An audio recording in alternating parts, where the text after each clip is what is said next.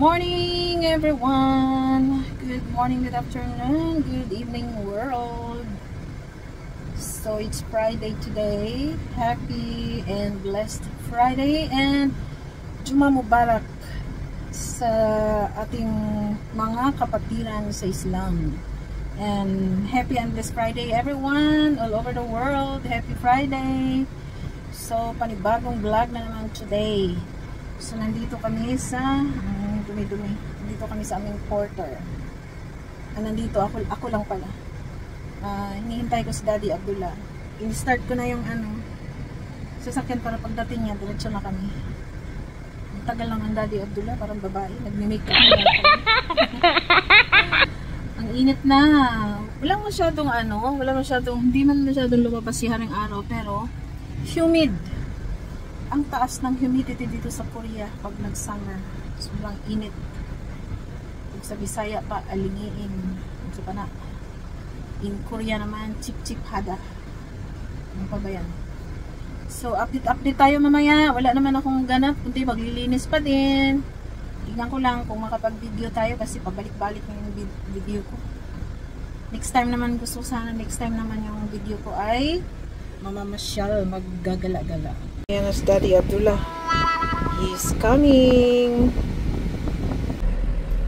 Papunta na kami sa mini warehouse. So, masikip ang daan dito kasi hanggang ngayon inaayos nila yung daan.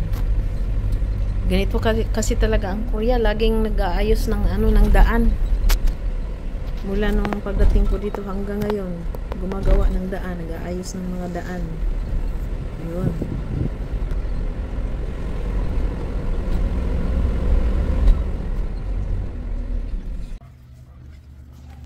Hello mga kamers! I am here again. So, kumbatin sa dadaring dapita. So, napakainit ngayon. Hindi masyadong lumabas si haring araw, pero sobrang napakainit. Ang taas ng humidity. Kaya, kanda pawis-pawis tayo dito. Ang init-init lang. Gusto kong ibuhos sa katawan ko yung tubig eh. Kasi ang init talaga. So, ganito lang naman ang ginagawa ko. Kung hindi ako maglilinis, magmamap, ako naman ay maglilinis ng washing machines. Kung hindi naman, maglilinis ng refrigerators. Kung hindi naman, mag-aayos ng mga bagay-bagay.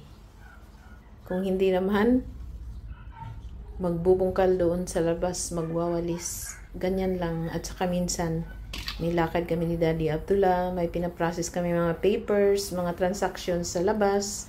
Yeah, so masama ako.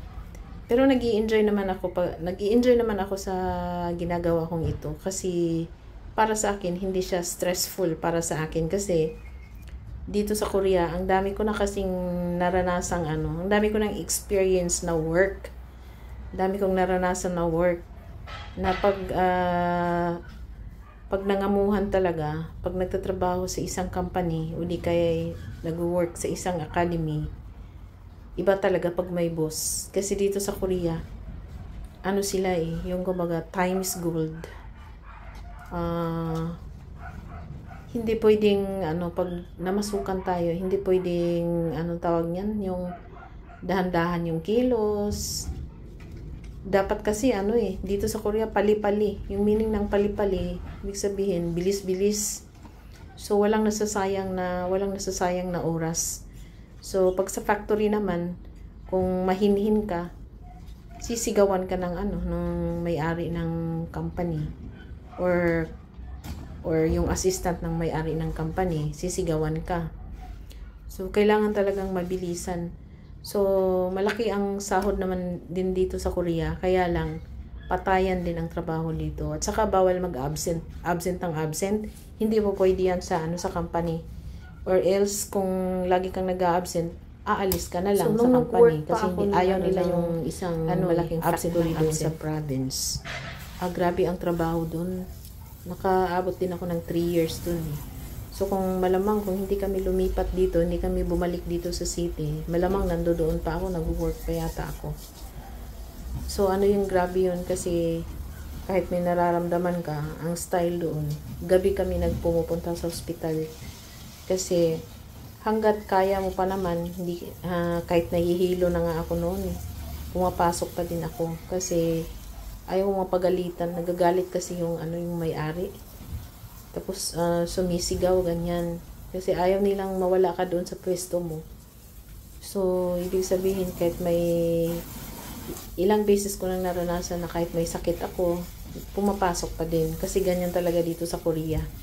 Ewan ko lang sa ibang bansa.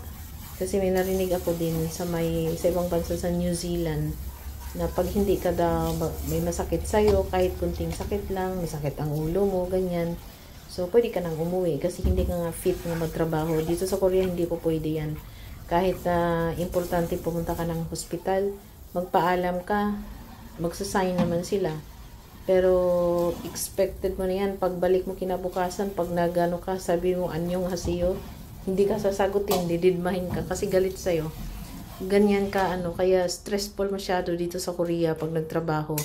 Ang akala lang, malaki ang sahod. Ang akala lang ng mga tao doon sa Pilipinas, yung hindi pa nakapunta dito sa Korea, easy ang trabaho dito. Hindi po easy. Patayan ang trabaho dito. Pag kailangan mag-overtime ka, kailangan overtime talaga. Hindi ka pwedeng umayaw. Kasi pag nag-overtime ang lahat, ikaw lang ang hindi. Hindi pwede. At saka, isa pa yung kami kasi noon, talaga mula pa noon talaga, kami independent kami sa isa't isa ng asawa ko. Kasi halimbawa, pupunta siya ng hospital, hindi ako pwedeng sumama kasi nga may work. Hindi pwedeng absent ng absent. Pag ako naman ang pupunta ng hospital, mag-isa lang din ako kasi may work din yung asawa ko, ganyan. So, magkakasama lang kami kung free siya at nagkataon na free lang din ako. Kaya, pwede kaming magkasabay. Pero pag ibig sabihin na absent para pupunta lang ng hospital sa samahan, hindi po pwede. Kaya, so matagal na kaming naging independent dito sa Korea. Kasi, bawat lakad, kailangan lakarin mo yung dapat mong lakarin. Mag-isa ka para walang mangyayaring walang gulo, lalo na sa company na pinapasukan mo. So, hindi maging complicated. So, dapat talaga maging independent kasi pag dito sa Korea talaga, hate nila yung absent ka ng absent. O kaya kung absent ka ng absent, sisantihin ka na lang ng boss mo, ganyan. So, kahit sabihin mong meron ka namang tawag nito, yung valid reason, ganyan. Pero mga Korean hindi nakakaintindi ng mga ganyan. Ang gusto kasi nila, trabaho. Sinasahuran ka, magtrabaho ka. So, minsan hindi nila iniisip yung welfare ng mga trabahante nila, ganyan. Kaya, grabe ang stress ko dito sa Korea noon. Pero sa awa ng Diyos ngayon, siyempre nagtatrabaho na kami ng sarili namin. So, wala na kaming mga boss. Though, busy-busyhan din, pero at least wala kaming boss. So, hindi na siya stressful.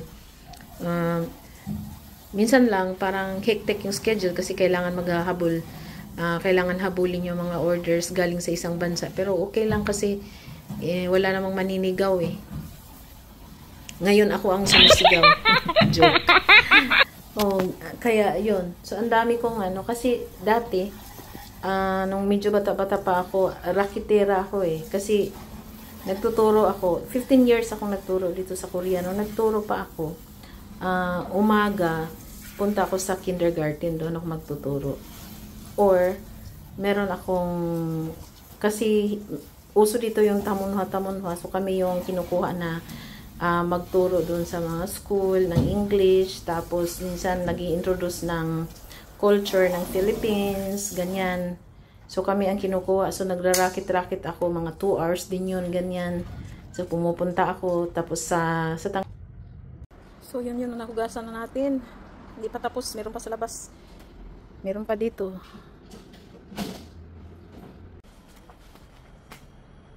So, yan pa lang yung natapos natin.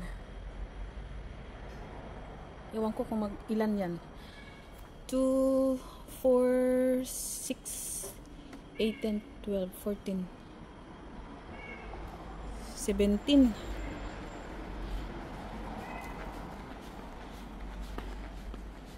Tapos meron pa oh, hugasan pa lahat yan, pati may refrigerator. Parang hindi ko kaya yan today. Bukas naman yung ano. Anyway, ano pa naman eh, 2:30 pa. Kaya lang, si Daddy Abdullah, nasa field, may dala na naman yun maya-maya. Sabi ko nga, pag nandito si Daddy Abdullah, patay talaga ako sa kahabol. Pero okay lang, mas okay naman yung busy tayo para productive ba. So, ganyan lang naging routine ng aking yung daily routine ko. Inasar nga ako ng ano ng mga pinsan ko, sabi nila nag-working student daw ako. Pagkatapos nagpag-aaral, nagtrabaho sa Davao, pumunta sa Maynila, nagtrabaho hanggat nag-abroad sa Korea, nag-factory, then nagturo, nag-factory again. Pagkatapos ito na ngayon, kargadura at tagapaghugas ng washing machines at refrigerators. Pero okay lang kasi lahat ng yan ay tawag para sa akin, napaka stress free niya. So wala akong iniisip, ang gaan ng pakiramdam ko. Siguro dahil noon sinabi ko noon na dapat pag 48 pag 50 ko pala, dapat pag 50 ako dapat hindi na ako magtatrabaho, yung ganun. Pero grabe, dininig ng ng Panginoon. 47 years old pa lang ako, hindi na ako nagtatrabaho kasi nga bumalik na si Daddy Abdullah ng noon, business niya. Mag-isa siya noon kasi ako nagtatrabaho ako. So nung pinatigil niya ako, so yun, kasama na kami dito, nagtatrabaho. Kaya sabi ko, lahat ng hiningi ko sa Panginoon, talagang binigay niya. Grabe. So alhamdulillah, dahil lahat ginaid niya ako, at saka kumbaga kung ano yung mga wish ko sa puso ko noon, talagang tinupad niya in his right time naman. Lagi namang lahat naman talaga, mga dasal natin, mga wish natin, mga desires ng ating mga hearts, meron talagang bibigay talaga ng Panginoon yan. Pero sa tamang panahon, sa tamang oras, sa tamang lugar, kung saan, ganyan. Minsan lang kasi tayo, masyado tayong nagmamadali. Kumbaga, gusto natin pag ganyan, nagdasal tayo, sana mangyari na ganyan. Minsan, hindi maiwasan yan sa mga tao.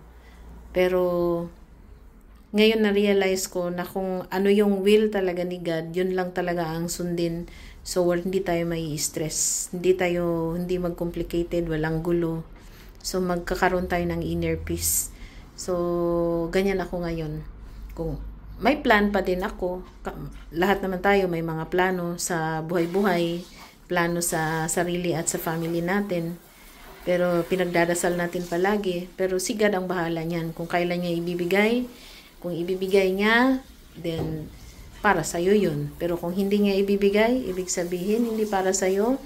Ang ibig sabihin niya, meron pang may magandang bagay pa na mangyayari para sa'yo. So, ganyan. Ako ngayon na mag-isip. So, si God na ang bahala sa lahat-lahat. So, alhamdulillah, mashallah, dahil kung sa Bisaya, pag ipahimutan yun niya akong kinabuhi. Though, I have a lot of obstacles in life. Dami ko kayang mga struggle sa buhay ko, pero ngayon, at least ang una niyang binigay sa akin, yung magkaroon ako ng may peace of mind, yung inner peace ba. Tapos, more maturity kaysa dati.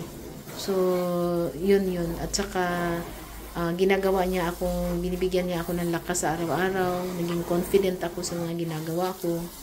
So, yun. At saka,